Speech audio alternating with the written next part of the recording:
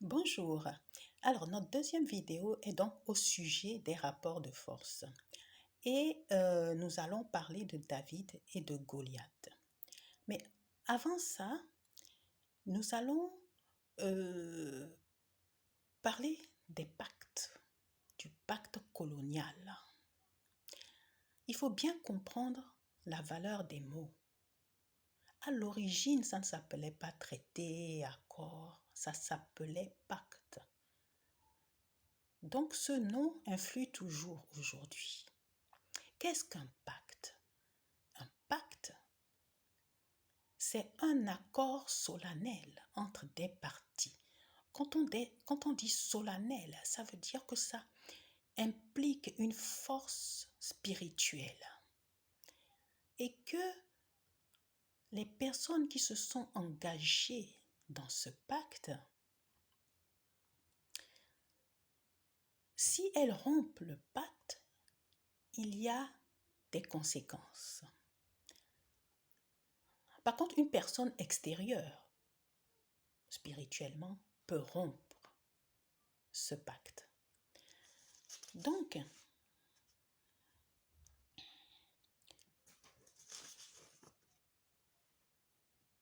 tout ce qui a été créé avec un mot ou une parole conserve la force de ce mot ou de cette parole.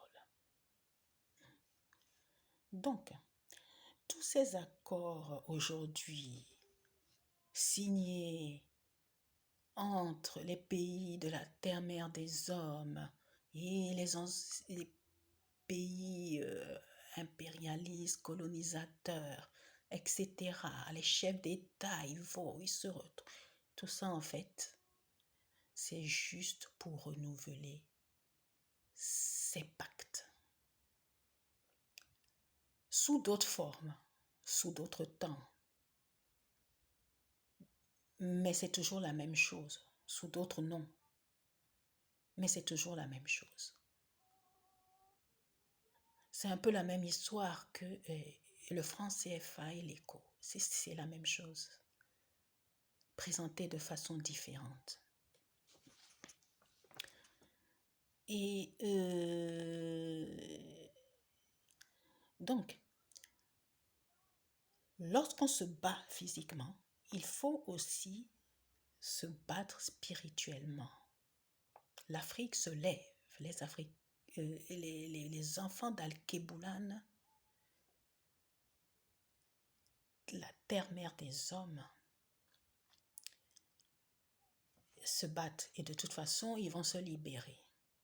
Mais ce sera plus, comment dirais-je, plus facile, si je peux m'exprimer ainsi, si cela s'accompagnait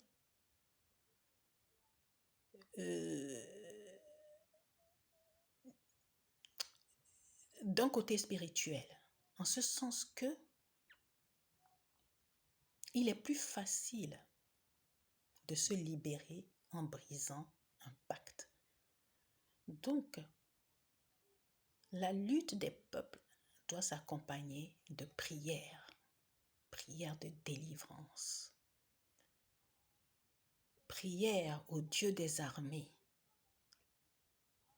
etc. Et c'est pour cela que j'ai voulu parler de ceci avant de parler donc de David et de Goliath. Pour ceux qui ne connaissent pas, de toute façon, je vais lire les passages de la Bible qui nous intéressent. Je ne vais pas lire toute l'histoire, ce n'est pas nécessaire. Je vais lire. Ça vous évitera d'aller... voilà, je vais lire ce qui nous intéresse. Donc, avant de continuer, nous allons donc lire dans la Bible 1 Samuel 17.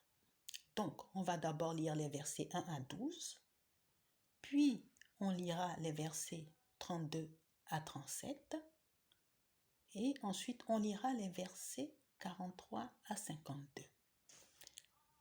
1 Samuel 17. Alors, 1 Samuel 17, versets 1 à 12. Les Philistins réunirent leurs troupes pour faire la guerre et ils se rassemblèrent à Soko, ville qui appartient à Juda. Ils installèrent leur camp entre Soko et Azekah, à Éphes Damin. Saül et les hommes d'Israël se rassemblèrent aussi. Ils installèrent leur camp dans la vallée d'Éla et ils se rangèrent en ordre de bataille contre les Philistins. Les Philistins se tenaient sur une montagne et Israël sur celle d'en face. La vallée les séparait. Un homme sortit alors du camp des Philistins et s'avança entre les deux armées. Il s'appelait Goliath. Venait de Gath et il mesurait environ 3 mètres.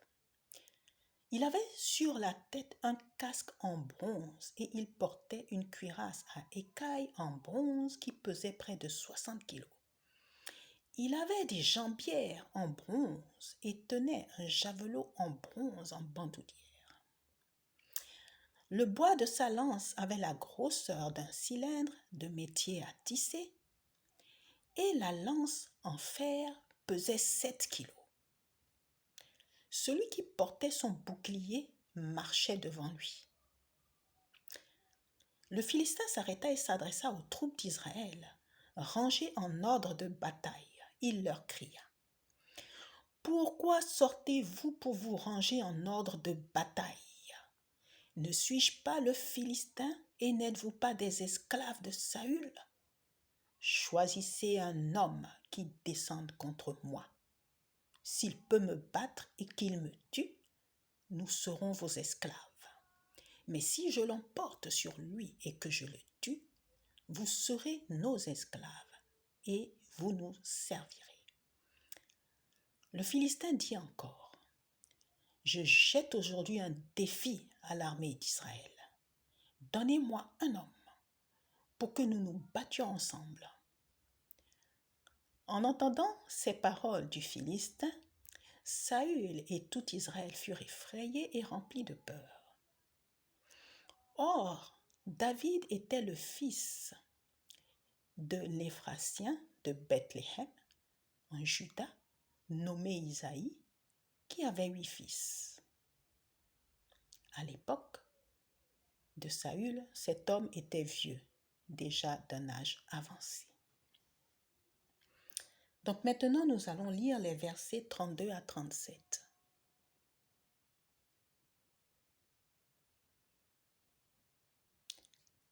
David dit à Saül : « Que personne ne se décourage à cause de ce Philistin. Moi, ton serviteur, j'irai me battre contre lui. » Saül dit à David : « Tu ne peux pas aller te battre contre ce Philistin. Tu n'es qu'un enfant. » Alors que lui, il est un homme de guerre depuis sa jeunesse. David dit à Saül : « Ton serviteur gardait les brebis de son père. Quand un lion ou un ours venait pour en enlever une du troupeau, je courais après lui, je le frappais, j'arrachais la brebis de sa gueule.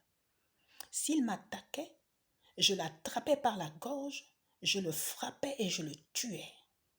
C'est ainsi que ton serviteur a frappé le lion et l'ours, et ce sera aussi le sort du Philistin, de cet incirconcis, car il a insulté l'armée du Dieu vivant. » David rajouta : « L'Éternel m'a délivré de la griffe du lion et de la patte de l'ours, il me délivrera aussi de ce Philistin. »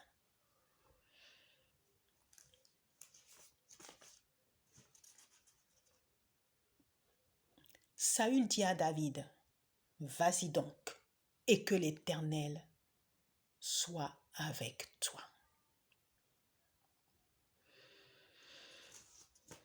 Versets 43 à 52.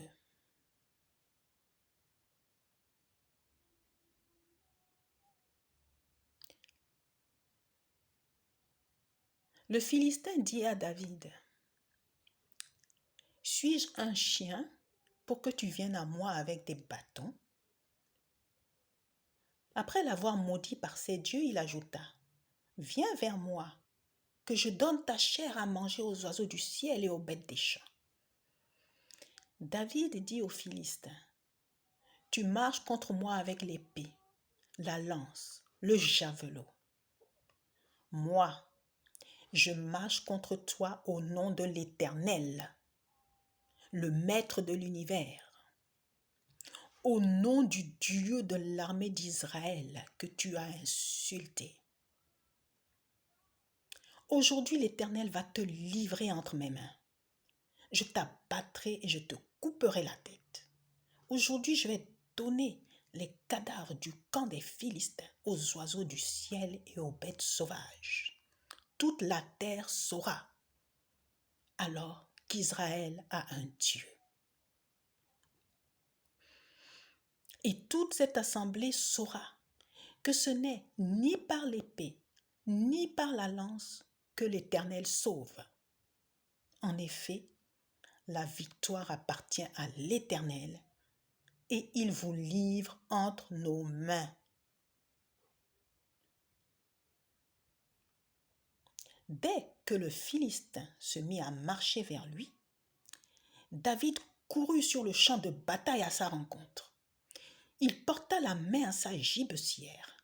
Il prit une pierre et la lança avec sa fronde.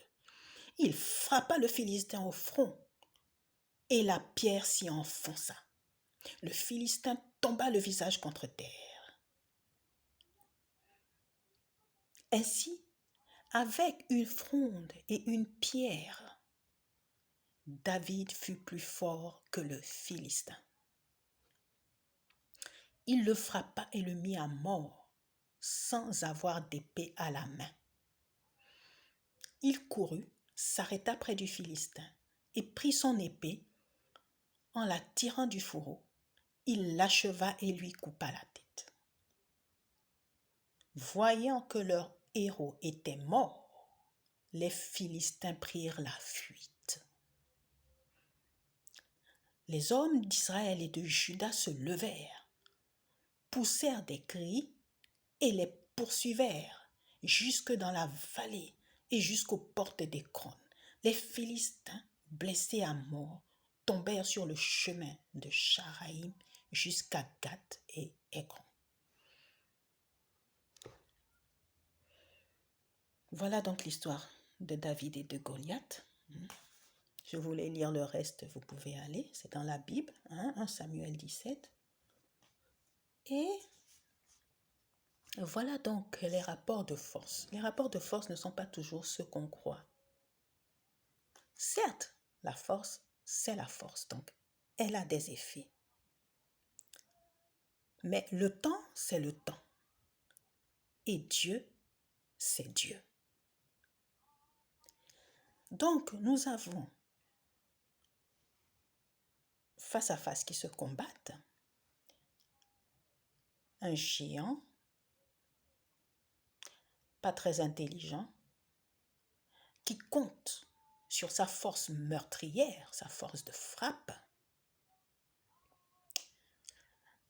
et un jeune homme qui a été quand même formé par son métier de berger. Un jeune homme qui tuait des lions et des ours. Et qui a foi en son Dieu. Il a foi en l'Éternel des armées. Il sait que l'Éternel des armées va le sauver. Et c'est donc ce qui s'est passé.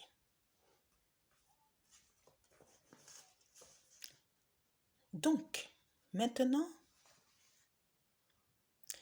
les enfants de la terre mère des hommes ont besoin de se libérer, de se débarrasser des géants qui versent leur sang depuis tant d'années.